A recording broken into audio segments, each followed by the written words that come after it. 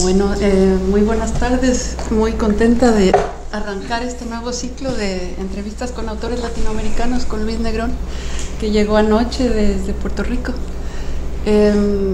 Luis, yo quería iniciar con un texto que tú publicaste en el 2012 en el New York Times, que se llama El dolor de leer.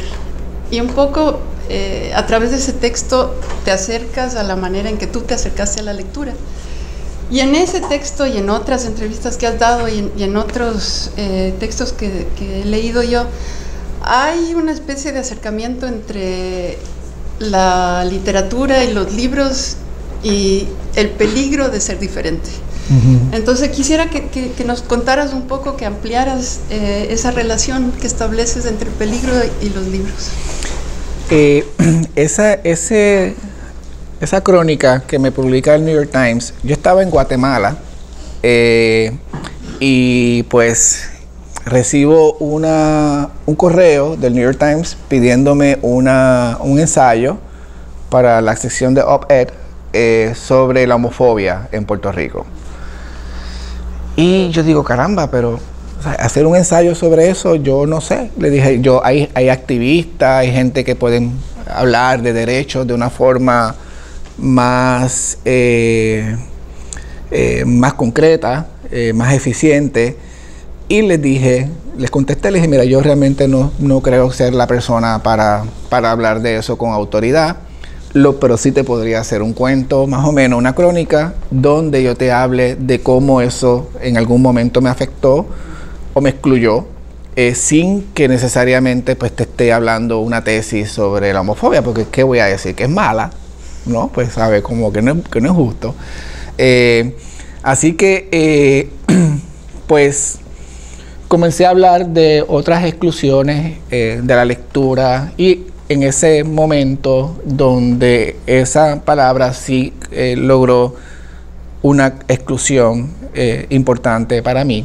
Yo tenía la crónica cuenta de una biblioteca que se va a abrir en mi pueblo, y yo pasaba meses pasando por allí y viendo cómo se iba construyendo. Pues por fin pasa el tiempo, los años, porque sabe que todo se tarda en lo que roban lo suficiente. Así que abren la biblioteca, perdón, y el cuento es que yo saco un libro de mujercitas, el de Louise Mary Alcott, Little Woman. Yo no lo quería sacar porque en mi casa las cosas eran, a veces no teníamos una casa fija, de momento teníamos que salir de allí. Éramos casi como nómadas y medio refugiados por asuntos de mis padres. Así que yo tenía como un poquito el temor por la seguridad del libro, pero también me gustó que la señora me viera a mí como un muchacho normal, que me ofreciera un carnet de biblioteca y todo eso. Y nada, llego a casa, estoy con el libro, se narra mejor en la crónica. La cosa es que en un momento mi papá me ve con el libro y le hace un reclamo a mi mamá, como que eso no es de varón. Y ahí ya ellos peleaban por todo y mami rompe el libro. Entonces yo ahí no puedo volver a la biblioteca. Y a mí me pareció que era una forma más concreta, o sea, dentro de mi universo, donde podía hablar de la homofobia y hablar de la lectura y de las cosas que me gusta a mí también hablar. Y ahí fue. Cuando le dije a mi agente que le había dicho que no al New York Times, por poco me mata. Pero nada, salió y la escribí en español y pues se tradujo y le fue muy bien. Una cosa que me gustó, es un detalle, que fue que la Asociación Americana de Bibliotecas lo adoptó, ese libro, porque también, ese cuento, porque también es sobre el amor a la lectura. Así que, pues así fue que salió. ¿Y hay otros textos que has escrito o en entrevistas que has dado, Luis, que hablas de una relación muy entrañable entre la lectura y tu mamá? Y cuentas en algún lado que tu mamá estaba lejos de donde tú vivías y cuando la ibas a visitar, ella te llevaba a una librería. y que luego tú le echabas cuentos de lo que habías leído y que a ella no le gustaban los finales tristes ni las historias tristes. Y te quería preguntar, un poco como uno de niño internaliza a veces sin darse cuenta, que comenzaste tú con estas historias orales con un público cautivo que era tu mamá. ¿Eso de alguna manera, al sentarte ya a escribir, sí, moldeó la manera de tu literatura? Definitivamente. O sea, yo cuando descubrí la lectura, yo sabía que de alguna forma yo iba a hacer eso. No sabía cómo, yo no tenía claro que era un escritor. Yo vengo de un pueblo donde no hay librerías, donde estaba esa biblioteca que le hablé, que luego pues estaba exiliado vedado de la biblioteca. Así que conseguir libros era realmente un reto, y no es algo que la gente necesita. O sea, nadie dice contra, en este pueblo no hay una librería, o yo iría o me leería un libro ahora mismo. No era para nada parte de nuestro universo. Pero sí, mis papás leían, en el sentido de que, por ejemplo, mi papá leía muchas novelitas de vaqueros o de cowboys. Y yo pues también las leía porque quería leer, y mi mamá leía muchas fotonovelas que eran así como bien medias morbosas, melodramáticas, y pues esas fueron como que las primeras lecturas, que lo bueno es que creé hábitos, ¿no? Yo cogía esos textos de ellos, esos libros, y me los llevaba para leer. Y también selecciones de Reader's Digest, eso todo. Mucha gente ha comenzado a leer esos textos. Y mami, ya nosotros salimos de la casa, no dejamos de vivir con mi mamá por unos asuntos. Y cuando yo tenía como 14 o 15 años, pues mami vivía en San Juan, trabajaba de sirvienta en una casa, y teníamos derecho de ir a verla una vez, 2 veces al mes. En una iban mis 2 hermanos más pequeños, porque no cabíamos todos, y en otra visita me tocaba a mí. Y pues en San Juan pues hay librerías, y yo recuerdo que había una que ella me llevaba, pero a mí me daba una pena con mi mamá que gastara su dinero en un libro. Así que yo buscaba los que fueran más gruesos para que me durara mucho, y que fueran más baratos. Y usualmente los que son, ¿sabes?, los clásicos, que ya no pagan derecho, pues me leí todos los rusos, libros que yo no entendía, pero estaba leyendo. Y a veces ella me decía, cómprate 2, y a mí me daba pena, decía que no, 1 nada más. Y recuerdo también que me llevaba al teatro, que era $8 la entrada. Así que con mucha culpa, porque era por el gasto que ella hacía. Y siempre me decía lo mismo, yo no sé cómo a ti te gusta leer. Mi familia y mi papá y mi mamá me halagaban siempre de una forma indirecta, porque para nosotros halagarse o halagar a tu hijo, eso está mal. Así que es una forma indirecta. Por ejemplo, para decir que tu hijo es inteligente, lo que uno dice es, este muchacho tan bruto que es para tantas cosas, en la escuela le va bien, no sé por qué, ¿verdad?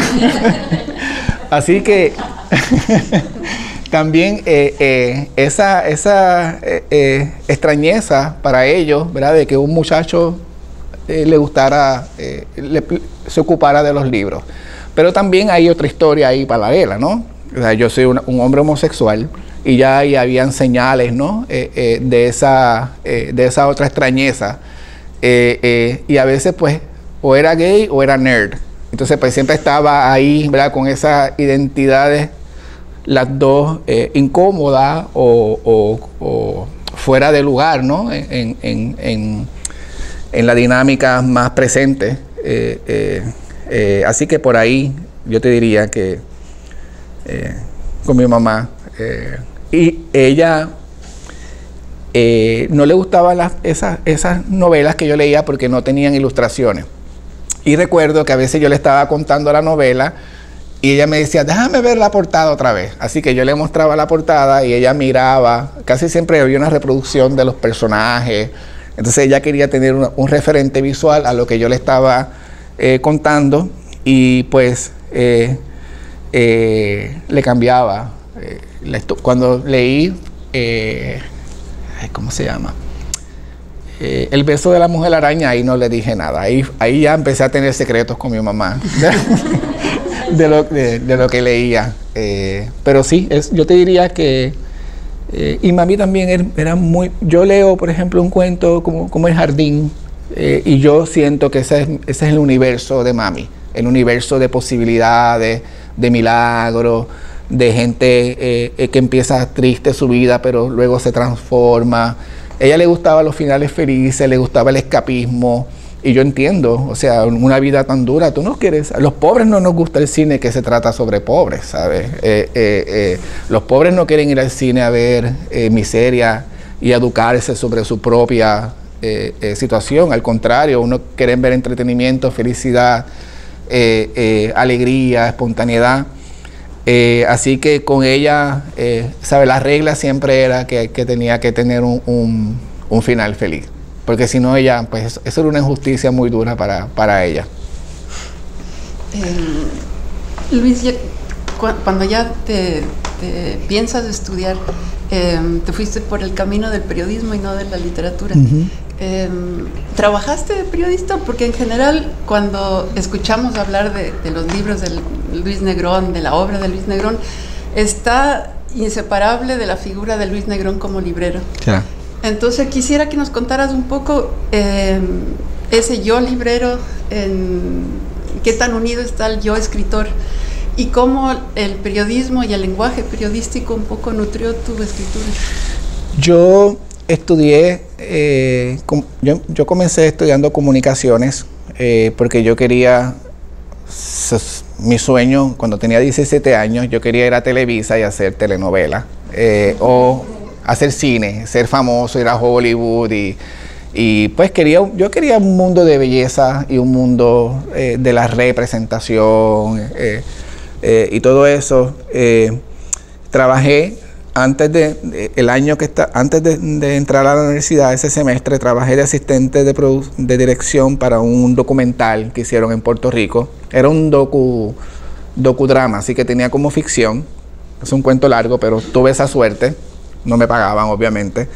Y me di cuenta de que hacer cine no se parece al cine. O sea, es tedioso, son horas largas. Y para un muchachito así con esta idea romántica del mundo, pues no, me decepcioné y dije no voy a estudiar cine. O sea, producción más que todo era de televisión, audiovisual. Y pues como me gustaba escribir y los profesores me decían pues debes estudiar periodismo, pues ahí decidí estudiar periodismo y lo agradezco mucho por los talleres, fue fascinante. Yo me leía toda la teoría de periodismo, pero parte de mí sabía que yo nunca iba a ser periodista. No me llamaba la atención estar en un periódico buscando la noticia. Y lo que sí hacía era reseñas de cine, de televisión, de teatro, y ahí encontré un nicho. Por muchos años en diferentes periódicos trabajé como crítico de cine, que es otra de mis pasiones, pero a mí el cine me gusta hablar del cine. Incluso toda mi obra, el cine está por ahí metido siempre. Pero nada, decidí y estudiar literatura. Yo nunca realmente tomé unos cursos de literatura, pero no me llamaba la atención la teoría. No me gustaba mirar la literatura a través de eso y llegar a esas conclusiones. Me estaba raro investigar. Cuando me hablaban de investigar, yo decía, pero ¿investigar qué es? Eso es leer, ¿no? Decía yo. Ahora lo entiendo mejor. Pero sí, nunca me interesó estudiar la literatura. Lo de librero fue que pues trabajaba yo en una librería, en una tienda de zapatos en San Juan. Ese fue mi primer trabajo. Pues vendía calzado y había una chica que trabajaba en una librería y yo sabía que trabajaba allí, así que cuando llegaba yo la volvía loca hablándole de libros. Te leíste aquello, te leíste a lo otro, y ese era para mí un momento, un oasis, porque había una persona que teníamos eso en común y que me hablaba, ¿no? Que me conocía. Y un día ella me dice, mira, estamos buscando un empleado en la librería, a ver si te llama, ¿sabes? Si te interesa. Y yo asustado, yo decía, pues yo no sé. Yo me acuerdo que yo miraba la librería y decía, ¿cómo ellos saben dónde está un libro? ¿Cómo no se pierde un libro? Y pues me dieron la oportunidad. Recuerdo que mi jefe es un americano, Richard Gipling, que luego conocí su historia, pero al principio yo lo que tenía era terror. Me metió en un almacén por 3 meses, en un almacén sin aire, donde mi trabajo era recibir los libros y luego iba a acomodarlos en los anaqueles, y eso era todo. Pero luego pues me desarrollo como librero, ¿no? Y es algo que pues, yo tengo una pequeña librería en San Juan. Es lo que como me gano la vida desde hace 30 años como librero. Y eso sí me hizo a mí retrasar la publicación, porque primero me daba vergüenza un poco. Era como que yo estoy ahí recomendando libros y hablando de otros escritores, y como que sentía que eso era cruzar una línea. Y también decía, ¿para qué más libros? ¿Sabes? Con tanto libro que hay, la gente no tiene tiempo de leer esto, ¿para qué me van a leer a mí? Pero ya, eso luego cambió y pues me ha ayudado. Lo chévere de ser escritor y librero es que los otros escritores no pelean contigo, porque tienen miedo de que tú no vas a recomendar sus libros. Así que soy un escritor que nadie le pelea y nadie habla mal de mí porque tienen miedo de eso. Luis, quería que nos hablaras un poco. Puerto Rico es una isla donde parte de la población vive en esa isla y parte de la población vive en otras partes del mundo. Hay esta enorme diáspora. Tú viviste en Boston en algún momento. Quería que nos contaras un poco cuál es la relación tuya con el bilingüismo, con esta idea de la diáspora, cómo entra esa enorme población que vive en Estados Unidos dentro de la literatura de la isla.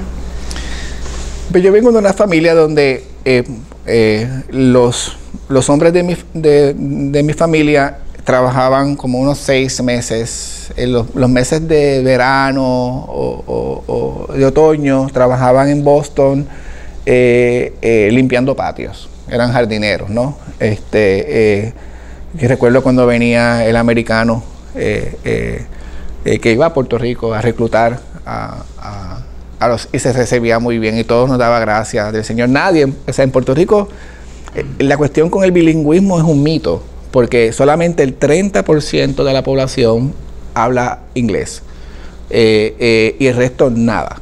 O sea, mi familia que vive en Boston, todas mis hermanas apenas hablan inglés.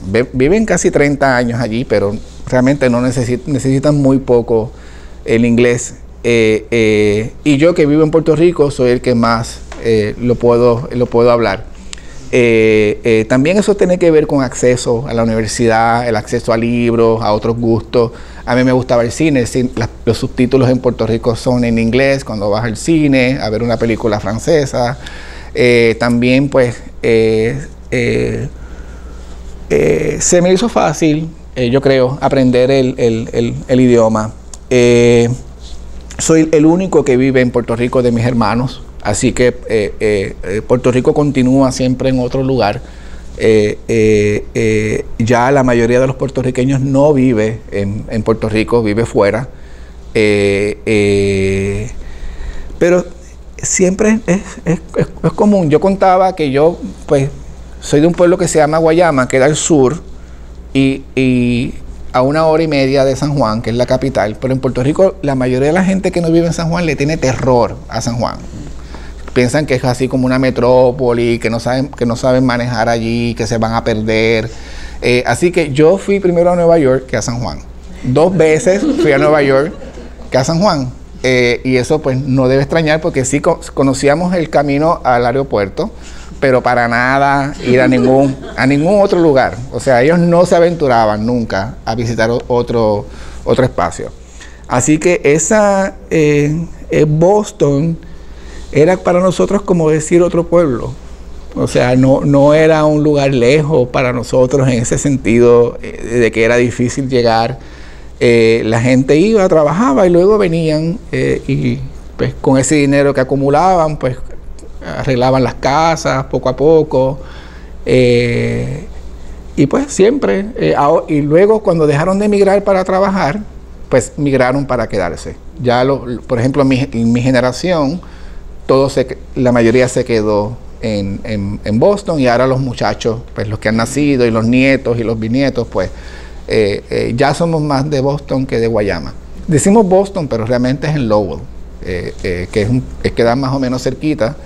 Pero sí, es una ciudad que desde antes de yo nacer ya era parte de mi historia. Y Luis, me estabas contando un poco que también funciona como el allá, Estados Unidos, como una puerta para poder expresar algo en la isla y luego salir. Sí. Una cosa también que había, pues, por ejemplo, en Puerto Rico, la cuestión homosexual era incómoda y hasta cierto punto, pues peligrosa o dura, porque nosotros somos una gente muy de familia. A mí, por ejemplo, la opinión de mi familia me afecta. A mí, yo no me puedo desprender de mi familia y decir, pues no me entienden, me voy y nunca los llamo. Para bien o para mal, bueno, es un espacio que me gusta, es un universo en que me reconozco entre ellos, y yo me nutro mucho de ese amor. Incluso después del huracán, si algo hemos reafirmado nosotros es que ese sistema llamado familia nos jode la vida, pero también nos ayuda a vivir. Y los países donde la situación económica es precaria, la gente se ayuda, y pues es importante. ¿Cuál es la pregunta? Perdón. ¿Cuándo te fuiste? Pues cuando salgo del closet, ¿verdad? O del armario, como le quieran decir, a los 23 años, pues yo lo dije y me fui, porque eso es algo que uno hace, le llamaban el sexilio, que era el exilio por razones de, ¿verdad? Que tú podías, y era algo, pues era como un acuerdo, la gente gay se iba a Nueva York y regresaba en verano, ¿verdad? Estaba un ratito y todo el mundo disimulaba, llegaba con su pareja, pero todo era bien discreto, y había mucho mito y allá, pero esa vida y ese mundo era allá. Así que eso es algo que yo también, que es una isla donde siempre hay una posibilidad de irte, y nosotros eso nos hace fácil, porque pues como tenemos la ciudadanía y el pasaporte, pues es cosa de montarte en el avión si tienes el dinero, y ya que puede ser espontáneo. Así que mucha gente también va allá a recibir lo que la isla no da, o a dar lo que la isla no está dispuesta a recibir. Así que un poquito por ahí. Sí, es un país que se sabe que no está completo, que siempre tiene que ir a otro lugar a buscar algo. Pero hay un año que me parece que se vuelve ese allá, ya queda en la isla mismo, en el acá, en el que tú con un grupo de gente organiza una muestra de cine gay y lésbico en la isla. Y también es el año en que se hace la bohemiada del orgullo gay. Sí. Y lo de la bohemiada me pareció maravilloso porque de lo que entendí, y ahí nos vas a aclarar, se acercaron a un dueño de una discoteca y le plantearon que antes de que abriera la discoteca les diera el espacio para poder leer poesía, leer narrativa, y que un poco eso fue lo que te empujó a por primera vez leer tus textos en público. Cuando yo estaba en Boston, yo ahí pues estoy hablando de 1993, 94, que pues yo, por ejemplo, hacía mucho trabajo voluntario para personas que tenían SIDA, ¿verdad? Eso era algo que era parte de nuestra, o sea, la gente que tenía SIDA, o los gays que tenían SIDA, éramos cuidados y protegidos por nosotros mismos. Nosotros mismos nos ayudamos, nos defendimos nuestros derechos antes de que el Estado, cualquiera tuviera organizaciones, pues ya nosotros nos organizamos, y era bien común que parte de ibas a la barra, buscabas el amor, pero también hacías trabajo político o voluntario, y más en una ciudad como Boston, ¿verdad? Que es bastante liberal. Así que yo estoy ese tiempito en Boston, como 3 años, casi 3 años, y hago unas amistades también allá, y éramos como que los latinos activistas gay. Y yo entonces pues decido regresar a Puerto Rico, y da la casualidad que estas 2 chicas también regresan, así que ya veníamos con una experiencia de activismo y un reconocimiento ya internalizado de los derechos. Así que se nos hacía más fácil, yo pienso, plantearle a otra gente en la isla y hablar con más comodidad. Y pues en la barra allá, o le decimos la discoteca, mi generación le dice la discoteca, pues nosotros comenzamos con esta idea de hacer, antes de que empezara la música o que la cosa se pusiera ya demasiado de buena, pues hacíamos como que una pausa y un grupo de gente leía poesía, leía cuentos, cantaban, y era un poquito como a través de la cultura manifestarnos de otra forma que no fuera a bailar. Y así pues empezamos en las barras, luego íbamos a restaurantes, a centros comunales, a escuelas, y ahí fue que yo empecé a leer los primeros cuentos que escribí, porque tenía una amiga que no le podía decir que no, porque y todavía se me hace difícil. Yo digo que fue por culpa de ella, porque yo no iba a leer nunca a nadie, pero lo hice, y no te voy a negar que me gustó y encontré, ahí fue que yo digo, pues, tuve esa primera experiencia de tener audiencia para mi trabajo. Y eso duró 5 años. Más o menos, sí. Y eso es un tiempo enorme para un evento cultural en cualquier país de América Latina. ¿Cómo lo sostuvieron? ¿Cómo se organizaba? ¿Tú estabas involucrado en eso? Sí, porque realmente era yo y como 8 lesbianas. Así que pues siempre estábamos reuniéndonos para hacer una actividad.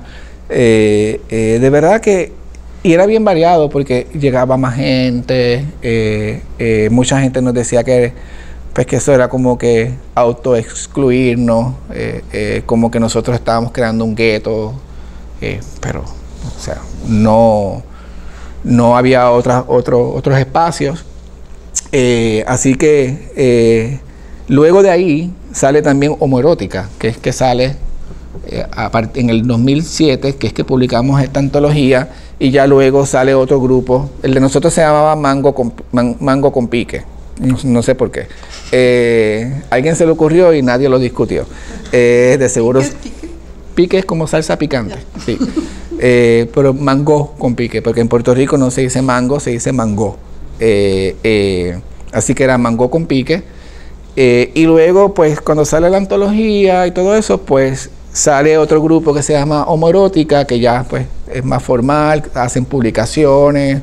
Y el grupo dejó de existir cuando ya las editoriales empezaron a publicar nuestros trabajos sin problema. O sea, ya por ejemplo, toda editorial en Puerto Rico en su catálogo tiene libros de temática pues, homoerótica, o como le quieran llamar ahora, que estamos en una transición con esos nombres. Así que pensamos y decidimos nosotros mismos que ya pues habíamos logrado lo que queríamos. Y sí, en Puerto Rico, incluso nuestros escritores más celebrados, René Márquez, es un referente importante, era un hombre homosexual, obviamente nunca lo dijo en público, pero vivía con su pareja y todo el mundo los visitaba y sabían que estaba la pareja, nadie hablaba de eso, y este era el escritor más importante de Puerto Rico. Luego otro referente importante, que es Luis Rafael Sánchez, que aunque tampoco él nunca ha manifestado públicamente su homosexualidad, con leerlo ya uno sabe. Así que ya estos protagonistas pues, de nuestra literatura habían tocado el tema. Manuel Ramos Otero, quien llega ya luego en los 80 con otras necesidades y otra, él quería más, esto era un hombre más decidido a conquistar, más decidido a enfrentar la homofobia, a no darle tregua a la homofobia. Pues esa literatura sí costó. Yo recuerdo ser librero en San Juan y gente llegar y decir, ay, qué pena, tan bueno que escribe, pero mira, de esos temas que habla. Porque Manuel también iba a meterse ahí en la yugular, ¿verdad? A incomodar y sacudir bien la mata de la homofobia. Así que, pues eso, cuando pensamos que se logra, cuando pensamos que ya no hay una necesidad de hacer ese énfasis, porque esas voces están incluidas en todo, pues se disuelve el grupo. Y quería volver un poco a este libro, que son Los Otros Cuerpos, que es antología temática gay, lésbica y queer desde Puerto Rico y su diáspora, ¿no? Tú eres uno de los copiadores, uno de los editores, y con el tiempo, este salió en el 2007, se ha vuelto un libro fundamental donde por primera vez se reúnen textos. Además me parece una antología interesantísima en que tiene poesía, tiene cuento, tiene novela y tiene ensayo. Y tú fuiste uno de los instigadores de ese libro. Quería que nos cuentes un poco cómo fue la concepción, cómo pensaron el libro y cuál es el contenido de ese libro. Pues una vez llegaron estos dos chicos a la librería que yo trabajo y me dicen: Luis, nos contaron que tú escribes, y ya sabían que yo era gay, y me dicen: vamos a hacer una antología que recopila esos trabajos. Y yo le digo: pues chévere, yo le mando algo. Después yo pensaba que no me iban a escoger, y bueno, los envié y me olvidé del asunto. Luego, cuando me escriben para decirme que me habían aceptado, que querían publicarme un cuento, que yo me reúno con ellos y miro lo que habían recopilado, veo que falta todo, ¿verdad? Porque soy librero y pues he leído, y como que tengo ese otro conocimiento que no. Ellos hacían investigaciones, o sea, su investigación era en monografía y en la biblioteca, y ahí no lo iban a poder identificar. Así que yo comienzo a decirle: mira, está esto, está esta persona, está este texto, y me convertí en editor sin querer. Incluso cuando iba a salir el libro, ahí es que ellos me dicen: mira, Luis, sabes, realmente esto sin ti no era difícil salir, y te queremos incluir como uno de los antólogos. Y ahí fue que como librero, rescatando textos, pues logro una participación con la antología, que al principio éramos 4, pero luego una de las chicas tuvo que salir del proyecto, y nada, fue chévere. Hubo gente que se quedó fuera porque no, pues simplemente todavía tenían miedo, o gente que pensaba que eso era condenarse toda la vida a ser considerado un escritor gay y ya. Así que pues, y fue la primera vez que publiqué también, así que vino bien. Es lindo ver este libro. Luis, no solo se habla de Manuel Ramos Otero, sino que el libro está dedicado a él, y voy a permitirme leer la dedicatoria porque es bellísima. Dedicamos esta antología a quien en el principio fue, es y será la palabra, Manuel Ramos Otero. Me imagino que en su momento, cuando le dedican este libro, sale este libro, es un escritor que además está viviendo en Nueva York, es un escritor que, como tú dices, todavía causa cierta fricción. ¿Cuál es la importancia de él dentro de la posibilidad de que ahora se publiquen autores sin necesidad de buscar a alguien, un auspiciante, buscar editoriales especializadas? Manuel le debemos mucho, porque Manuel fue quien pagó el precio. Manuel pagó el precio de la exclusión. Era un hombre brillante, era un hombre capaz, pero siempre mirado de reojo, porque era un hombre que no escondía su homosexualidad. Además, le gustaba ser ser homosexual, le gustaba el placer. Este era un hombre muy libre, muy de los 70, ¿no? Bien desafiante. Yo lo conocí en el 87 en Nueva York. Yo estuve un tiempito en una universidad en Nueva York estudiando inglés, en Lehman College, en el Bronx, y él dirigía el departamento de estudios puertorriqueños en Lehman College, que incluso él es quien lo funda. Y lo conocí. Yo recuerdo que yo tenía una novia en ese momento, se llamaba Peggy. Y viene una amiga y nos presenta, le dice, mira Manuel, él es Luis, de Puerto Rico, y es su novia Peggy. Y él miró a Peggy y me miró a mí, así de arriba abajo, como quien dice, está loca con novia. Y de ahí me puso la cruz y jamás ni me saludaba, me pasaba por el lado y yo era la loca traicionera. Así que, pues, me pasaba y yo le tenía terror. Además, cuando tú estás en el closet, una de las terrores que tú tienes es que los gays te pueden identificar y pues es una relación siempre tensa con alguien tan libre, ¿no? Y Manuel, pues a mí me resultaba, le tenía terror. Además era altísimo, vestida de negro, tenía unas botas de vaqueros negras, puntiagudas, o sea, que era un tipo que intimidaba. A mí me intimidaba.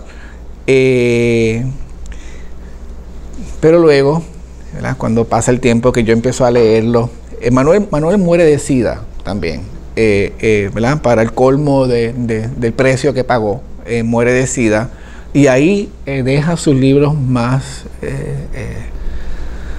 asombrosos, más hermosos, más duros. Hay un poemario maravilloso que se llama Invitación al polvo, que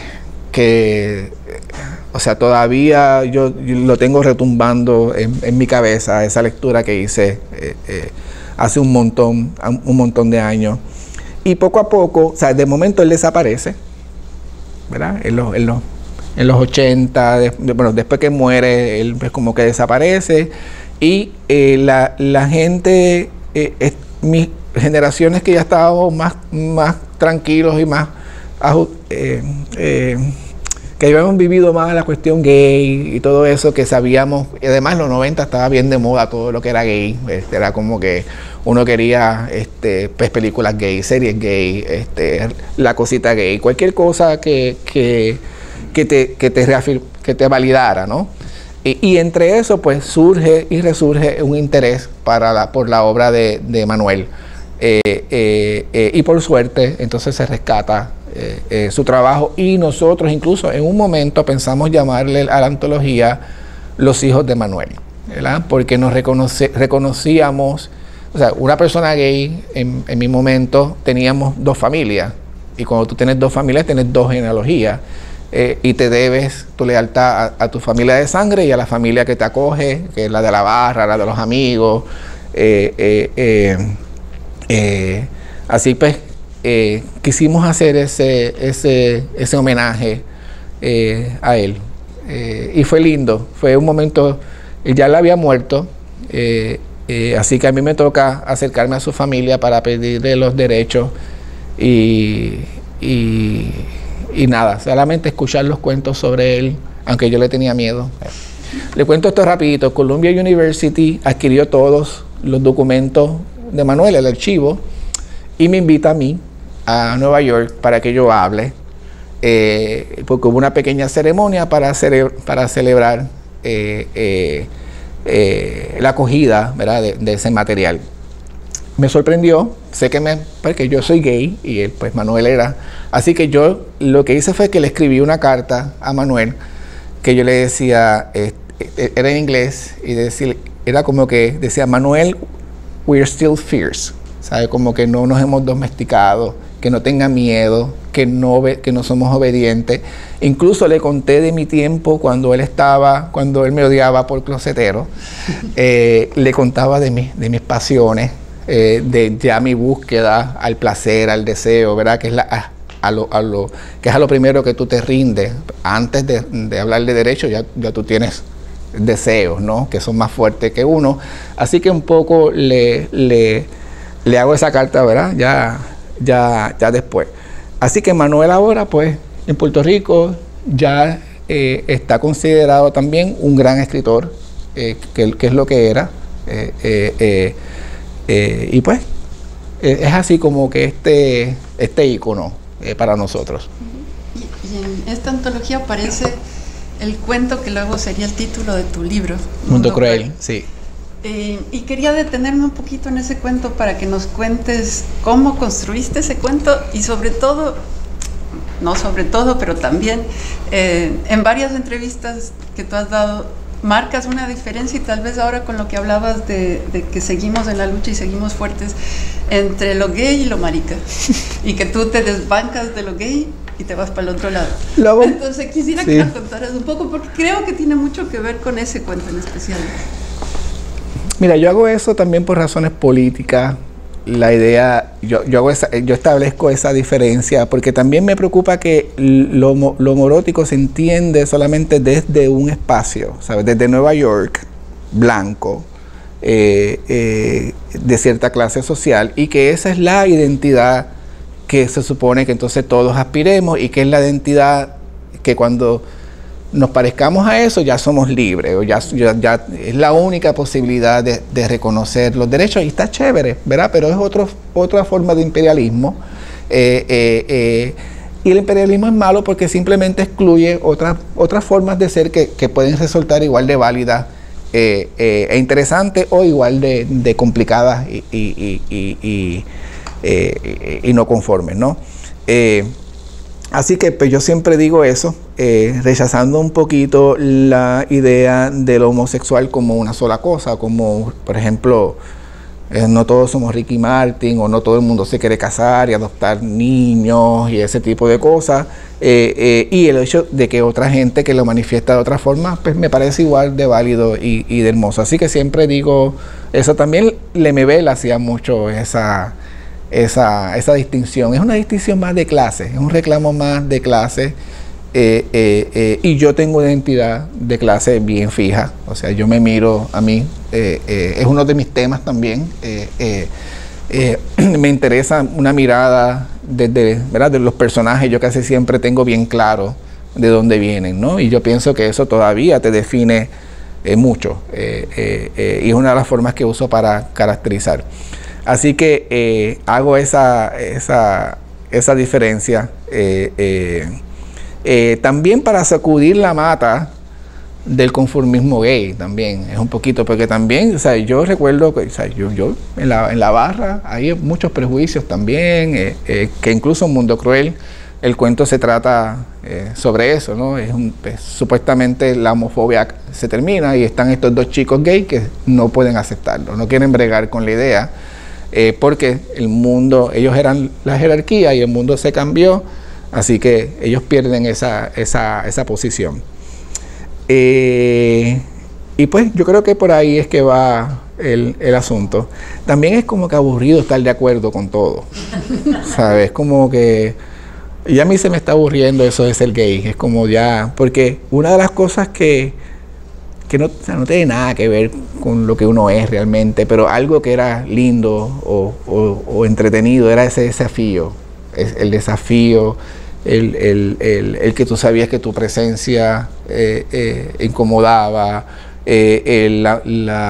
la posibilidad, ¿sabes?, darle un beso a un amigo delante de todo el mundo, y el desafío tiene una hermosura y una belleza, y pues en ese momento eso pues lo estábamos reafirmando. Pero por ahí yo creo que es más que todo por molestar, por joder. Y me gusta mucho a los activistas también hacerle la vida difícil, porque alguien tiene que hacerlo. O sea, es mi trabajo, y como yo soy de adentro, pues yo puedo. Y es porque pienso que todo el tiempo tenemos que estar mirándonos, que tenemos que tener cuidado cuando hablamos de ellos y de nosotros, y Mundo Cruel también es una invitación a mirarse. ¿Sabes? Mundo Cruel no es un libro que le explica a los heterosexuales, la homosexualidad no pide permiso ahí. ¿Sabes? Ya eso está ahí, eso existe, hay momentos incómodos, hay momentos divertidos, pero en ningún momento es una apología a lo gay, ni tan siquiera una demanda, que no quería tampoco hacer eso. Quería hablar de que estamos vivos, de que gozamos, de que sí estamos excluidos políticamente, de que sí eso tiene unas repercusiones jodidas, pero quería hablar más de esa, quería hablar de las posibilidades en la exclusión, un poquito. Salió Mundo Cruel acá y luego pasan 3 años para que salga el libro. Sí. y lo saca una editorial que quería que nos hablaras un poquito de la editorial antes de meternos en el libro, que se llama La secta de los perros. Sí, esa pertenece a Rafa Acevedo. Es cuando sale la antología, en Puerto Rico hay un periódico importante que se llama El Nuevo Día, y hay una reseñista de libro que se llama Carmen Dolores Hernández, del Opus Dei. Así que ella nunca había reseñado un libro que tocara el tema. Este es lo primero que reseña, y la columna era como así, chiquitita, pero por suerte en esos 4 parrafitos destaca mi cuento y dice que ¿verdad? Que de los cuentos el que le gustó fue el mío, y le dedica un pequeño párrafo, así que pues hay más presión de gente de que publique, de que si tengo más. Y Rafa Acevedo, que es un profesor y escritor de Río Piedra, me pide el manuscrito. Y yo recuerdo que yo pues se lo envío, yo estaba asustado, nos habíamos citado para sentarnos a tomarnos un café y discutir si le interesaba publicar el libro o no. Y yo pues estaba ahí con una libreta, esperando los apuntes y asuntos, y simplemente cuando llegamos me dice, pues vamos a publicarlo. Y así fue, yo me asusté, dije, espérate. Y ahí lo agarré de nuevo y lo miré, y pues como que me puse ahí a darle una nueva revisión, y sale el libro. La secta de los perros es un proyecto donde él te aprueba el texto, pero tú eres el que lo paga, ¿verdad? Porque pues, él no tiene plata para eso. Así que pues yo mandé a hacer 100 ejemplares. Un amigo, Samuel Medina, quien diseña diseña también la primera etapa, la primera edición de Mundo Cruel. Yo escogí la imagen y por suerte le fue bien. Y yo tenía que imprimirlo, pero le fue tan bien que yo no tenía la plata para mandarlos a imprimir. Recuerdo una vez que Borders, que era una cadena como Barnes & Noble, que estaba en San Juan, me llama y me pide 400 ejemplares. Y yo pues me puse contento, pero ¿de dónde diablos yo iba a sacar, dinero para imprimir 400 libros en una semana? Y llamo a un amigo y yo le digo, mira, ¿tú sabes lo que es la miseria? Cuando te pasa algo bueno y no te puedes poner contento. Pero entre amigos me prestaron la plata y pude mandar a imprimirlo, y ya llegó el momento en que yo odiaba que me pidieran Mundo Cruel, ¿sabes? Ya era como que no me pidan más ninguno, pues, porque era como una pesadilla poder imprimirlo, y se lo paso a esta editorial, que es Libros AC, que ya ellos pues entonces pues yo no tenía que pagarlo y me pagaban a mí. Así que tuvimos, el Rafa y yo tuvimos un bestseller, él como editor y yo como escritor, pero no hicimos un peso. Pero luego ese libro viajó, ¿no? Sí. Ha viajado y se ha publicado en 9 países. Ahora va por 14. Ahora sale en francés y en hebreo también, en Israel. Que yo dije, me chavé porque ahora Dios me va a leer. Y ahí sí que no voy para el cielo. Y luego tiene esta traducción al inglés, que creo que fue lo que ya permitió el hebreo, el francés. Y no solo fue una traducción al inglés, sino que te tradujo la traductora de Borges y de Manuel Puig al inglés. Y gracias a esa traducción ganaste el premio Labda del 2013. Todo eso no es una casualidad. Entonces quisiera que nos contaras un poco. Es un libro que uno no puede soltar, es un libro que te dice cosas que te hace pensar mientras te ríes a carcajadas.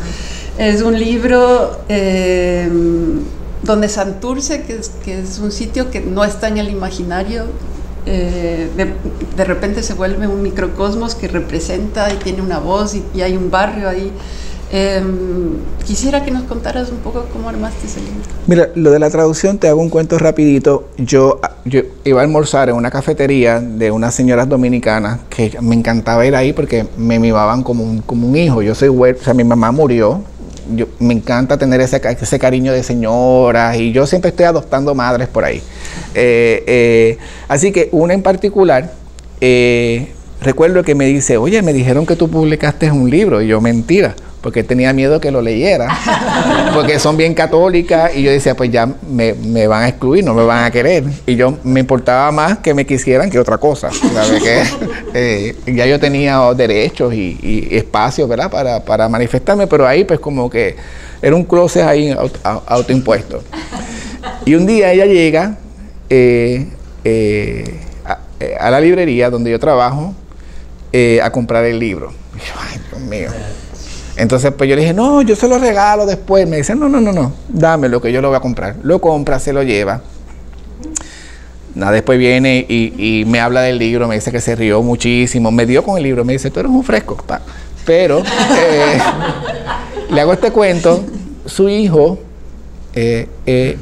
va a estudiar a Columbia University y es un muchacho que le encanta la literatura y le gustaría trabajar como editor. Se está preparando porque él quiere trabajar como para alguna casa editorial en Estados Unidos. Él viene de vacaciones a Puerto Rico, ve el libro, le gusta y se lo lleva, ¿verdad? Se lo lleva para Nueva York. Él va a una entrevista de trabajo. Entre las cosas que le preguntan, le dicen ¿qué tú has leído? Y él habló de Mundo Cruel y habló muy apasionadamente, y al editor le llama la atención, lo contratan, y el primer proyecto de él es la traducción de Mundo Cruel. Esto es un muchacho joven. Él ve que yo tengo en el epígrafe hay una cita de Manuel Puig, y él decide ir a una librería y comprar las traducciones de Manuel para ver quién lo tradujo, y ve el nombre, Susan Jill Levine. Él no sabía ni quién era ella, sabe, en el sentido de la importancia y el alcance, ¿verdad? de esta persona. Así que dentro de esa inocencia le manda el manuscrito, ¿no? Después me cuenta Jill que ella se sorprendió porque ella no recibe ¿sabe? Ella estaba traduciendo en ese momento todos los ensayos de Borges, había traducido a Donoso. Ella no vivía de la traducción, ella hacía proyectitos que le gustaba. Entonces ella me cuenta que cuando ella recibe el texto y empieza a leerlo, que su primera reacción fue negativa. Dijo, ¿qué es esto? Me dice ella. Pero que se quedó pensando, que se le quedó en su mente la historia, y continuó leyéndolo y automáticamente empezó a traducirlo sin haber dicho que sí todavía. Así que ahí es por suerte, ¿verdad?, que yo llego y por un poquito de atrevimiento, que mi trabajo llega a las manos de ella. Yo, cuando me entero de que ella escribe la biografía de Manuel Puig, ¿sabes? Eso para mí todavía yo no me lo creo. ¿Sabes? Todavía yo no me creo que eso ocurrió, porque yo adoro a Manuel, adoro su obra. Yo me leí esa biografía, que ella escribe la biografía de Manuel. Yo me identificaba mucho con sus personajes, más que todo, ¿verdad? Pues yo hablo de Manuel, pero tal vez hablo de Molina, que es uno de sus personajes que más me gustan. Así que pues fue una suerte. Y conocerla a ella, yo decía, cuando ella me conozca, a los 2 minutos va a cancelar el contrato y va a decir, este señor no sabe nada de libros. Y al contrario, fue amor a primera vista. Y tengo una relación muy linda con ella, ¿verdad? Como debe ser las relaciones con los traductores. Y ella, por ejemplo, yo acabo de terminar una novela y ya la tiene y tiene ganas ya de empezar a traducirlas, así que pues me siento con suerte. Y ella es quien me abre realmente las puertas, porque ella es la que tiene el nombre y el reconocimiento. Y pues yo tengo la suerte de que le gusta mi trabajo. Eso es lo más contento que me pone, que le gusta, y más a ella. Ahora contabas que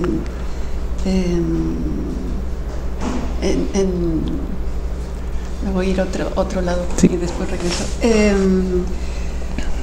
Hay esta dedicatoria de Mundo Cruel, no dedicatoria, sino el epígrafe de Puig, pero a través del libro hay varios homenajes no tan velados a un cierto tono melodramático, a cuentos contados a través de cartas, al amor al cine de los personajes. Y me da la sensación de que, aparte de que está hablando de este mundo de Santurce, también hay todo un mundo literario, un universo literario donde aparece no solo Puig, sino Copy, Berlinguer, Almodóvar, Tennessee Williams, Pedro Lemebel. Quería que nos contaras un poco cuál es tu relación con esos autores. Yo la considero íntima porque verdad, me nutro muchísimo. Qué bueno que mencionas a Tennessee Williams. Yo adoro Tennessee Williams. Desde su historia como persona, yo adoro un tranvía llamado Deseo, o sea, eso es el Zoológico de Cristal, son piezas importantísimas. Fíjate, a Lemebel yo lo leo después de Mundo Cruel, aunque no lo creas, y luego cuando lo leo digo, ay, yo le debo, ¿verdad? Sin haberlo leído, y me fascina él. De las cosas que me gusta de Manuel es Manuel estaba muy enamorado del mundo de la cultura popular, y a mí eso es algo que me encanta. Me gusta que muchos de nuestros escritores han usado, los escritores gay han usado esos subgéneros como el melodrama, como la sátira, que usualmente no se toman muy en serio cuando alguien quiere hablar de cosas serias. O sea, de la comedia siempre se sospecha, del melodrama más, de un musical, por ejemplo, ¿quién se toma en serio ese tipo de asuntos? Así que, ya que me interesa el margen, pues también me interesan esos géneros marginados, ¿verdad? Por la cultura con C mayúscula. Y la academia también, que a veces, ¿sabes? Es poco espacio que tiene lo popular en eso, ¿no? Y yo creo que es bien difícil desligar el imaginario de mis personajes fuera de ese mundo del cine, del artificio, del teatro, de la representación. Y se me hacía más fácil narrarlo así, ¿sabes? El melodrama es chévere porque el melodrama es una forma de tú hablar de un dolor sin hablar del dolor, porque es un asomo, siempre es una forma falsa o tramposa o exagerada, ¿verdad? De sentir, y me gusta mucho utilizarlo, es un reto, ¿no? Porque cuando juegas con fuego te puedes quemar, ¿sabes? Puedes estar jugando con el melodrama y terminar siendo melodramático. Así que siempre hay como que una negociación, ¿verdad? De no llevarlo hasta ese punto. Y con Mundo Cruel uso lo epistolar, uso la sátira, uso el camp, que también me encanta el camp. Eso es algo muy gay también. Y además yo crecí de mi primera lectura como pues Copy, incluso algunos neoyorquinos, americanos, como Armistead Maupin, que me encanta, él, que es el primer escritor que me da ese sentido de comunidad cuando él habla de San Francisco en los 70. Y sí, o sea, yo hablo de lo gay como aprendí, o sea, como lo leí, y no me salgo de esos universos. Incluso acabo de terminar una novela que ocurre en 3 tiempos, una en el 88, otra en el 83 y otra en el 26. Y tiene los mismos temas, yo diría. El SIDA está ahí.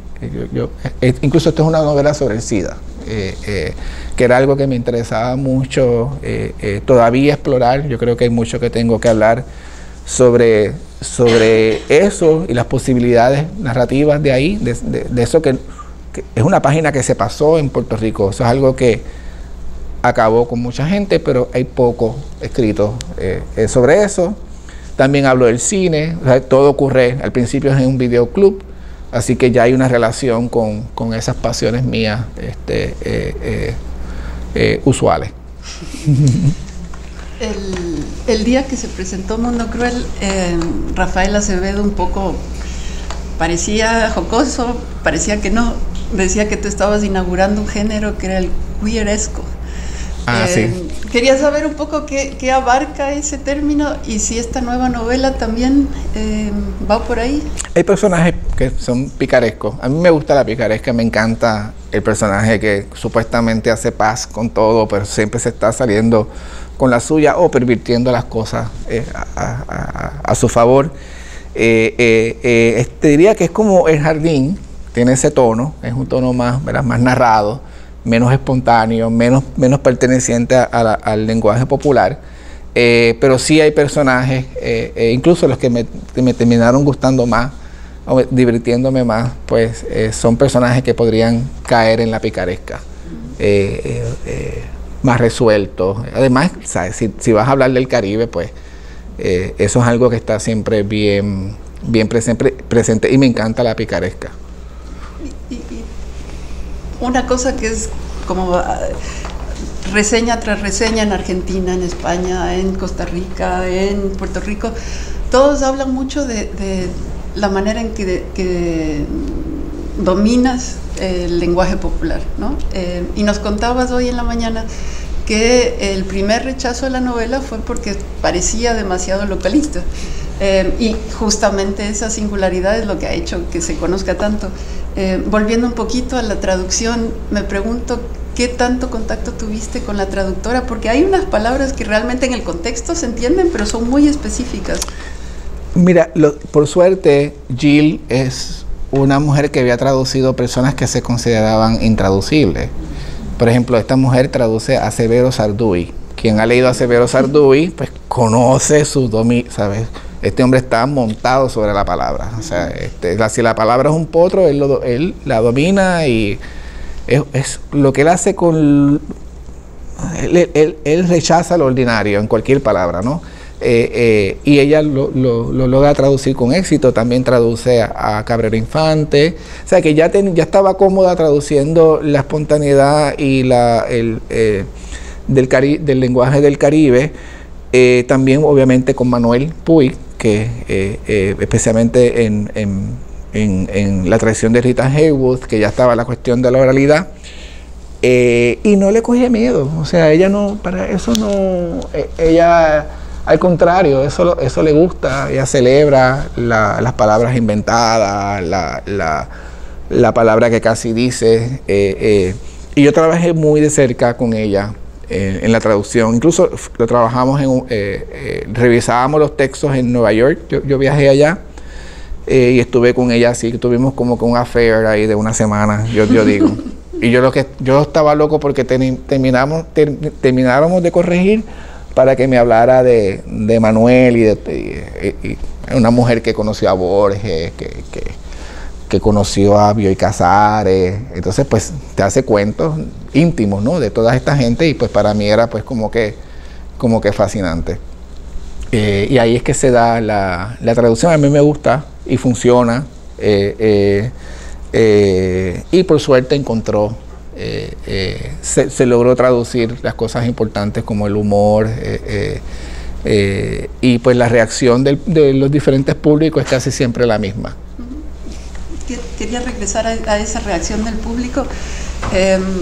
Tú has hecho algo muy interesante con Mundo Cruel, y yo creo que tiene mucho que ver con tu experiencia de librero, que armaste una red de distribución en Argentina, en Costa Rica, teniendo ediciones locales. Entonces tienes la editorial Germinal en Costa Rica, la editorial Sigilo en Argentina, la editorial Laguna en Colombia.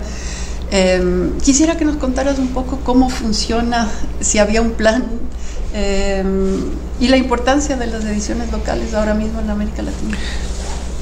Yo publico en Puerto Rico. El libro puertorriqueño es caro para exportarlo, porque nosotros, pues, ¿sabes? Nuestra ventaja, nuestra desgracia, que es el dólar, que le resultamos caros a la gente que más interés tiene en nuestros productos. Así que yo viajo con la edición de La secta de los perros. Yo viajo a Guadalajara y allí conozco a Juan de Germinal. Y Juan es la primera editorial de afuera que se interesa en el texto y me pide los derechos para Centroamérica. Y yo, pues perfecto, le digo que sí. Luego sale Santo Domingo. La dificultad de exportar nuestros libros, incluso pasa igual a veces de México a Colombia, de Colombia a diferentes lugares. No es tan fácil una distribución, a menos que vengas, ¿verdad?, con la fuerza de Alfaguara, Anagrama, Planeta, que ya sabemos también que eso tiene también sus limitaciones. No necesariamente es algo que va a ocurrir automáticamente. Así que, pues por suerte, esa fórmula, que yo no me senté a planificarla, pero pues, el conocimiento del mundo del libro me dijo, pues sí, es algo posible. Pues me ayudó pues que cada editorial pues son pequeñas, no tienen un catálogo impresionante, así que yo soy como que cuando publican el libro, pues le meten muchas ganas y lo promocionan bien, consiguen entrevistas, así que eso me ha ayudado mucho a mover el libro en otros espacios, ¿sabes? Por ejemplo, yo acabo de llegar de Colombia, de presentar una edición colombiana del libro con Laguna Libros. Así que, y así fue que ocurrió. Salió una cubana, una en Eslovenia, no me preguntes por qué. ¿Sabes? Yo tuve que buscar Eslovenia en el mapa, la de España, y por ahí sigue. Así que, pues, es chévere.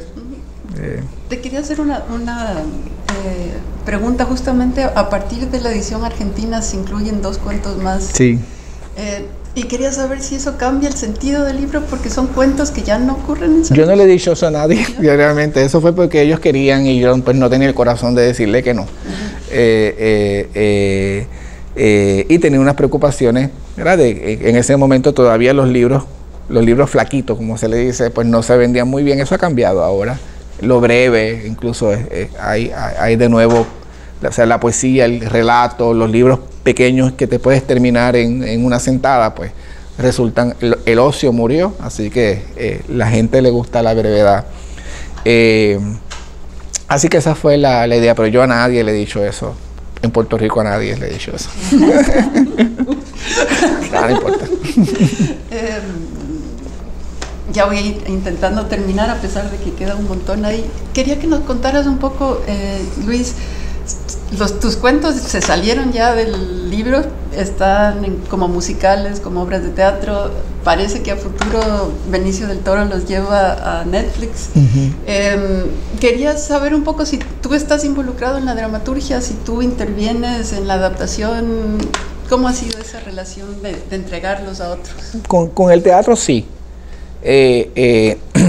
Por ejemplo, en las adaptaciones de teatro que se ha hecho, yo he estado bien involucrado. La primera no tanto. La primera fue que terminé casi de productor por necesidad, que fue la primera adaptación. Primero se hace una adaptación en Río Piedras, que era de estudiantes, y yo recuerdo que después pasa el tiempo y un productor con más plata pues se me acerca y me hace una oferta. Y yo le digo que sí, le digo, ay, pero yo no quiero que sea teatro pobre. Yo le decía, porque la primera era, pues, era hermoso. Yo le decía, pero yo decía, no, los pobres nos gusta que brille, que haya luces, ¿sabes? Yo quiero que por favor le metan un poquito de producción, ¿no? Si es una silla, pon una silla, no me pongas una caja negra, le decía yo. Más que todo, ¿verdad? Porque podía decir ese tipo de cosas. Y se logra la adaptación. Y quedó, a mí de verdad que me fascinó. Y esa adaptación a teatro, pues viajó a La Habana y fue chévere. La reacción del público habanero, que es bien exigente, pues la recibieron bien. Tuvimos 3, teníamos 2 funciones y tuvimos que añadir una. Le fue muy bien. Además, allí hay mucho interés por lo de Puerto Rico, como en Puerto Rico pasa con lo de Cuba, ¿no? Y luego se presentó en Nueva York y también le fue... Yo no fui a esa, estaba cansado, no quería ir. Y se presentó en Nueva York y así que también le fue muy bien. Luego hacemos El Jardín, que ya eso es una adaptación mía, es de un cuento que se me ocurrió que se podía adaptar como un musical, hablando de los subgéneros. Cuando yo me envío ese libreto, siempre le digo a la gente, es melodramático, pero es intencional. Y pues nada, que de momento pues tuve la oportunidad y los recursos para crear un musical, pero es un musical pues con 7 canciones, ¿verdad? Tampoco es como que están todo el día cantando.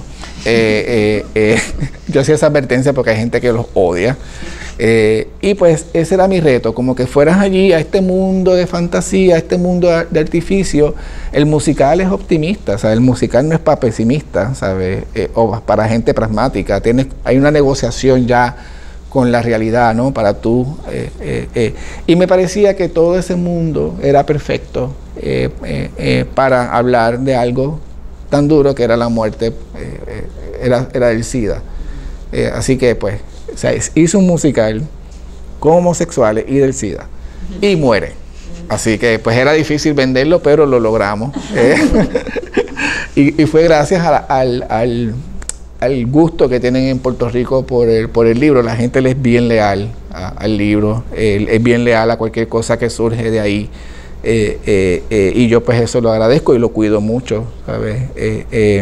Lo de Benicio del Toro pues también fue así, que él llegó como lector, él lee muchísimo y tiene un hermano que le envía libros desde Puerto Rico, y entre esos pues estuvo Mundo Cruel, y cuando él llegó a Puerto Rico pues me buscó, y ahí pues hemos estado negociando. Recuerdo cuando me dijo, no, pues para los derechos. Yo le dije, pues vamos a hablar con mi agente, y me dice, ¿tú tienes agente? Y yo, sí, señor, usted no es el único. Y ahí estamos negociando la posibilidad de llevarlo. Yo le dije que yo no quiero hacer el libreto. Yo no quiero, yo estoy en otros asuntos ya. Yo no quiero hacer los libretos, mejor que ellos los hagan. Ya se han hecho varios cortometrajes de algunos de los cuentos, más que todo estudiantes de cine, pues yo le doy el permiso de que adapten. Les ha ido bien. Hubo uno que hicieron de un cuento y en Madrid ganó, en el Festival de Cine Gay de Madrid, ganó mejor corto internacional. A mí no me gusta, pero pues, yo no le dije nada, ¿sabes? Yo dije gracias y ya. Pero sí, o sea, incluso cuando otra gente te adapta, pues tú eres un espectador, ¿sabes? Ya. Y para el cine, como me aburre, yo no quiero. Yo miro un libreto, yo no podría escribir nunca un libreto, nada que tenga que ver con hacer cine me gusta. Y la idea nada más, pues como que, no, yo no quiero ni ir al set, nada. Yo cuando estábamos haciendo El Jardín, estaban adaptando Mataperros, que es el cuento que está aquí. Entonces era como bien bizarro, porque yo estaba en el teatro, estaban montando esa escenografía del Jardín, que es así como que bien, yo quería que se sintiera como estudio de Hollywood, bien escapista, ¿no? Bien hermosa, y era un mundo bien artificial y idealizado. Y iba al set de la película, que era pues ya en el gueto, ¿no? En la parte más dura, incluso la filmaron en una parte de Santurce que yo no me atrevo a entrar. Yo escribí sobre esa parte, pero de lejito, porque yo, pues, no. O sea, tú tienes que tener una justificación para estar ahí, y yo no la tenía. Así que los cineastas lo lograron hacerlo. Así que era esos dos mundos, pero yo, cuando hay una grabación, voy un día, y estoy allí, saludo a todo el mundo, y después me voy. Ni pregunto cómo va la cosa, a ver, nada. Después me siento y aplaudo como todo el mundo, y ya. ¿Sabes? Que no, el mundo del cine no me gusta para nada. Pero y con esto quiero terminar un poco. Después de todas estas vueltas del musical, del teatro, del cine, acabas de sacar hace no tanto un libro de crónicas que se llama Tres Golpes, de unas crónicas bastante cortitas, y donde tiene una presencia importantísima lo dominicano en Puerto Rico. Quería cerrar un poco con cómo fue ese trabajo con la no ficción, cómo te sentiste, cómo fue en oposición a toda esta creación, el melodrama que involucra el mundo de Mundo Cruel, y cómo te animaste a publicarlo además. Pues mira, Los Tres Golpes fue porque un amigo editor me dice, estaba buscando ideas y yo le digo, ¿por qué no haces una colección de crónicas? Porque la crónica está chévere, esa se está leyendo mucho ahora y pues aquí está como que desatendido. Y él me dice que sí, pero que si yo le hago una. Si yo publico ahí también, entonces pues ahí es que sale los 3 golpes. Interesante con los 3 golpes, que es un trabajo de no ficción, la gente insiste en que, la gente me dice, pero eso pasó de verdad, pero esos son cuentos. Incluso hay una reseña que duda, es interesante, que dice que duda. Y con Mundo Cruel me pasaba al contrario. Todo el mundo decía que sí, que eso me había ocurrido, o piensa que es autobiográfico y para nada. O sea, no lo es, punto. Así que esa experiencia fue interesante.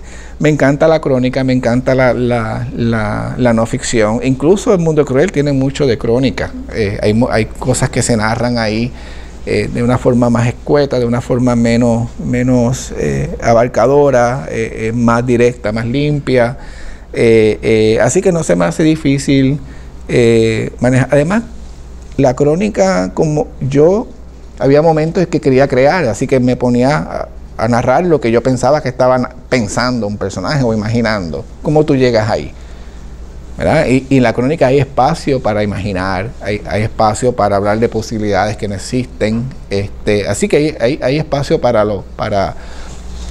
explorar esas otras posibilidades, y me encanta. Incluso después de esta novela, lo próximo que tengo es un libro de crónicas de la infancia, sobre ese mundo de la infancia, parecido a lo que leí ahorita. Y se llama Memorias del Hambre.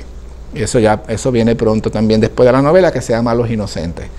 Y después viene otro musical. para no irme tan serio con el asunto. Pregunto si alguien tiene alguna pregunta antes de cerrar. Muchas gracias por venir. Ha estado fantástico esta plática. Tengo son 2 preguntas que completamente separadas. La primera es, habla de la importancia de su relación con una traductora, ¿no? Y en otros mundos he escuchado que la relación con el agente es muy importante, ¿no? Y así como esta similitud. ¿Qué tan importante es la relación con el agente y cuáles serían los pasos para avanzar en conseguir un agente, ¿no? ¿Qué es eso? Me pasó yo estoy con Andrea Montejo de Indent. Yo estaba en México hablando y yo vi a esta muchacha que se me quedaba mirando mucho. Yo estaba asustado. Yo decía, no vaya a ser que está enamorada de mí. Yo voy a tener que decir que soy gay y romperle el corazón. Eso es lo único que yo pensaba. Y me miraba y me sonreía. Y además una mujer hermosa. Y se me acerca. Y se me presenta, me dice quién es y todo eso, y me habla de representarme, y yo me asusté, porque eso es como casarse. Yo decía, pues yo no sé, ¿sabes? Yo no sé si yo pueda, ¿verdad? Me asusté. Y pues le dije que lo iba a pensar, y al otro día nos reunimos, pero como me cayó tan bien, pues me dio pena decirle que no, y le dije que sí. Así que, pues mi relación con Andrea es mi amiga. O sea, es mi amiga y es la persona que defiende mi trabajo o que dice las cosas que yo dice que no por mí, porque a mí se me hace difícil decir que no en todos los escenarios. Pero si yo veo a una gente entusiasmada por algo, me da pena matarle el entusiasmo. Así que ella es la que le toca negociar y hablar de plata también, que para mí es bien difícil hablar de dinero. Pero Andrea es mi amiga. ¿Sabes? Yo lo veo que nos ayudamos mutuamente, y lo mismo pasa con Jill. Yo no creo que eso es la fórmula, pero es como se da conmigo. Yo, pues, mis editores son mis amigos, yo estoy preocupado por ellos. Yo voy a me publican un libro y yo estoy asustado por si acaso no se va a vender el libro, y estoy ahí como que apoyándolo, ¿verdad? Yo pienso que la literatura y el espacio literario es mío, pero ya cuando se publica algo o cuando tiene que ver con ayudar a publicar, como una traducción o como un agente, pues ellos cuentan con toda mi colaboración. Soy librero también, me encanta que los libros se vendan, ¿sabes? Yo tengo a mí no hay nada más, o sea, me pone feliz que alguien me compre un libro. no estoy hablando de Mundo Cruel, sino en la librería que leo, digo que trabajo. Así que pues es algo que sí, ¿sabes? Yo incluso cuando voy a los festivales y a las ferias de libros, casi siempre me junto más con los editores y con los libreros.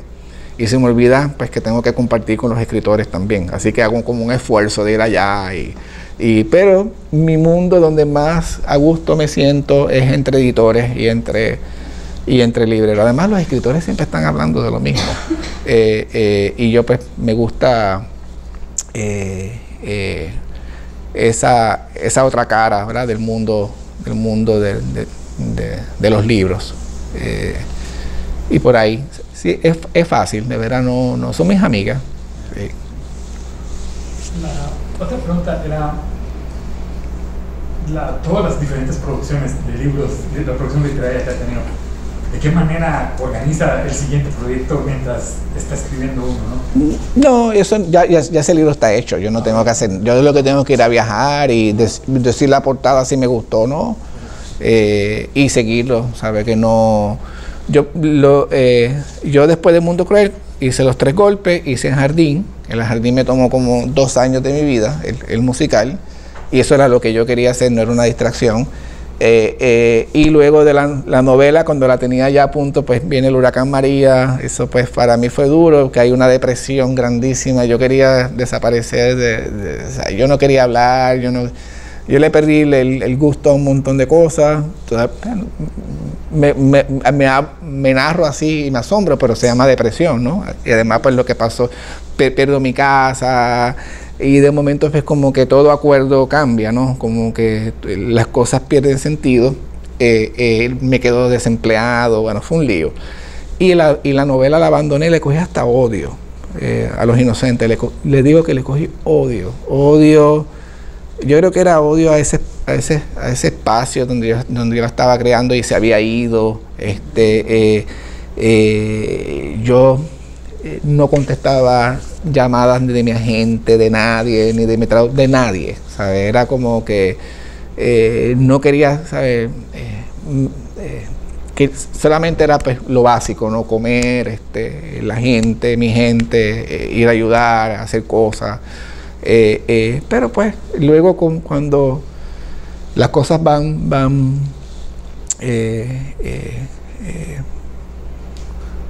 la pulsión de crear es más fuerte. Y pues yo después con el tiempo pude hacer paz con esta realidad. También yo siempre tengo una pelea con ser escritor, ¿verdad? Porque pues vengo, ¿sabes? Yo no soy un académico, no tengo la receta, ¿verdad? De ser escritor, pero me pasa igual como ser librero.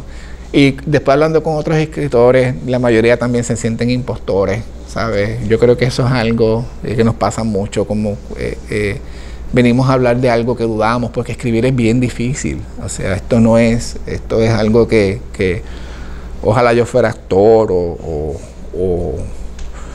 no es fácil escribir. Pero me enamoré de nuevo de la novela. Y ya, pues, estoy feliz con ella. Me encanta ese universo, me paso pensando en ella. Las crónicas las terminé, eso fue un trabajo súper rápido, pero las tengo aguantadas para publicarlas luego de la novela. Y ahora mismo lo que estoy trabajando es un musical que voy a adaptar. Pero eso es porque me dieron una plata ahí, y de la gente de Lin-Manuel, el que hizo Hamilton, que él es puertorriqueño, y pues me prometió un dinero para adaptar una novela que se llama Felices Días Tío Sergio. No es mía, es de una escritora que adoro, una señora que de 70 y pico de años que adoro. Es un libro que todos los puertorriqueños quieren, y yo pues mi propuesta fue decirle, mira, vamos a regalarle a la gente un ratito de felicidad. Esto es un momento donde el país estaba optimista, es un momento donde el país tenía posibilidades, y yo quiero que la gente vuelva allí. Además ocurre todo en Santurce, también en su momento de gloria.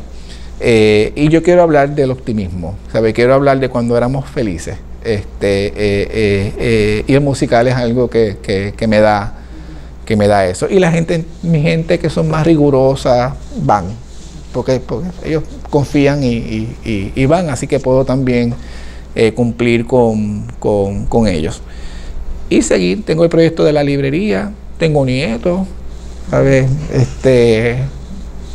Seguir leyendo. A mí lo más que me gusta es leer. A mí lo más que me emociona es, ¿sabes? Eso es, ¿sabes? ¿Cuál es mi próximo proyecto? El libro que tengo en la mochila, ¿sabes? Eso es, te pasa, ¿verdad? Como cuando me dicen, vas a viajar, a mí lo que me pone contento es que voy a estar en el avión y puedo leer y nadie me va a interrumpir, ¿sabes? Y le tengo terror a los aviones, pero me monto y no importa. ¿Qué libro trajo en la mochila para este viaje? Traje una novela, qué bueno que me preguntas eso, me gusta esa pregunta. Traje una novela de una muchacha que se llama Claudia, ay Dios mío, no, Cristina Svaric, colombiana de una isla que se llama San Andrés, en el Caribe colombiano. Y pues me fascina. Es su primera novela. Y me traje Felices días, tío Sergio, para trabajar. Pero estaba ayer en el que estaba hablando. A mí me fascinan todas las librerías y las de los aeropuertos tienen algo particular. Y yo estaba allí que ya me iba a comprar un bestseller americano de eso. Yo, no joda, tienes 2 libros ahí. ¿Sabe? Gastar dinero en lo que no... Pues porque es que me encanta... incluso una de mis librerías favoritas está en Tampa, en el aeropuerto de Tampa, que está súper bien surtida, es bella, es chiquitita, y me fascina. Yo soy un hombre con muchos espacios de felicidad y de entusiasmo. La familia, los libros, ¿sabes? Escribirlos, venderlos, el teatro. Yo me entusiasmo con... Mi mamá decía que yo era como el nene de los 7 culos, que como quiera tú lo terminas, termina sentadito y cómodo. Siempre decía así. Lo tiran y él cae sentadito y él esta vez 7 culos, ¿no? 7 culos, sí. Como que era que te tiran, pues tú caes sentado. Y sí, soy entusiasta. A mí me encanta el trabajo de mis colegas escritores. A mí me encanta que estén trabajando. Soy competitivo, claro, ¿sabes? Como toda persona, hasta cierto punto, pero no me alejo de resentimiento. Me encanta celebrar y me gusta me gusta la literatura. La menos que me gusta es la mía, pero me fascina eso. Quería agradecerte, Luis, qué alegría haberte tenido aquí.